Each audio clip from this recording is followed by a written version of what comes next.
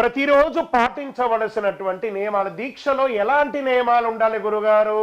ఎలా చెప్పారు? ఇరుపూటల చన్నీటి స్నానం.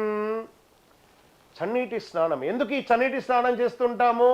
ఆ శరీరంలో ఉష్ణం, కార్తీక మాసంలో మాల ధరించి మార్గశిరంలో దీక్ష ఉండి ఆ యొక్క మకర సంక్రాంతి నాడు స్వామివారిని దర్శనం చేసుకునేందుకు, అంటే కార్తీక మాసంలో చలికాలంగా ఉంటుంది. ఉష్ణం ఉష్ణేన శీతలం. ఆ యొక్క చలిలో ఇంకొక చలిగా ఉండగా ఆ ఉష్ణం లేస్తుంది. తెల్లవారుజామున సూర్యోదయాత్ పూర్వం స్నానం చేయడము. ఇప్పుడైతే మనం హాయిగా మొగ్గేసుకుంటాం కదా, ఆ చలికాలంలో చూడండి, ఆ నల్లా తిప్పితే అలా చెయ్యేలా పెట్టడం, ఇలా చెయ్యిలా వణకడము, మళ్ళీ వెంటనే మగ్గు తీసుకొని స్వామి స్వామి చల్లనీటి స్నానం అయిపోయింది. వెంటనే వస్త్రం ధరించాలి. ఎలాంటి వస్త్రం ధరించాలి? నలుపు, ఎరుపు, తెలుపు, కావి వస్త్రము ధరించి అయ్యా నీ ఉండే హృదయములో సంచలమే లేదు. ఇలాంటి వస్త్రాలు ధరించాలి. మళ్ళీ బొట్టు పెట్టుకోవడం, నల్ల బొట్టు, తెల్ల బొట్టు, ఎర్ర బొట్టు, ఈ బొట్టులన్నీ మనకి ఏవేవి అవకాశం ఉంటే ఆ చిహ్నంగా అయ్యప్ప స్వామి వారిని చూసే మనల్ని చూడగానే ఆకర్షింపబడకూడదు, భక్తి భావన వచ్చేటట్టుగా ఎదుటి వారికి ఆ అలంకారం అనేది చేసుకోవాలి. బొట్టు పెట్టుకోవడం. వెంటనే స్వామివారి పీఠంలో అక్కడ కూర్చొని చక్కగా స్వామివారి యొక్క 108 శరణఘోష, నామస్మరణ, నమస్కార శ్లోకాలు, స్వామివారి యొక్క శాస్తా కవచము, స్వామి అయ్యప్ప అని నామాలు, వీలుంటే అష్టోత్తర నామాలు, ఇవన్నీ కూడా పూజ చేసుకోవడం. తర్వాత పరిసర ప్రాంతాల్లో ఉన్నటువంటి దేవాలయానికి వెళ్ళడం, మీ గురుస్వామికి పాద నమస్కారం చేయడం.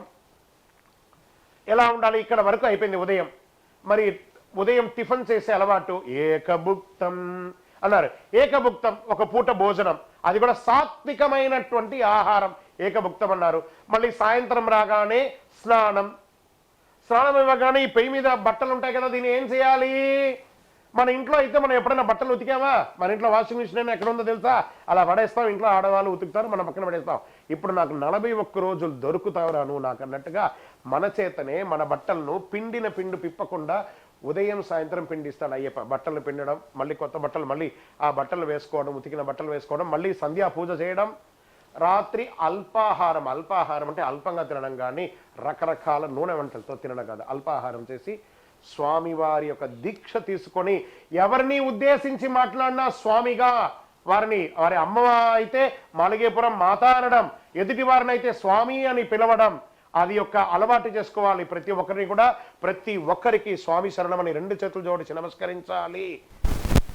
అద్భుతమైనటువంటి దీక్షా నియమావళితో ఉండాలి. ఇవన్నీ నియమాలు. కానీ వీటన్నిటిని పొందడానికి ఏం కావాలి?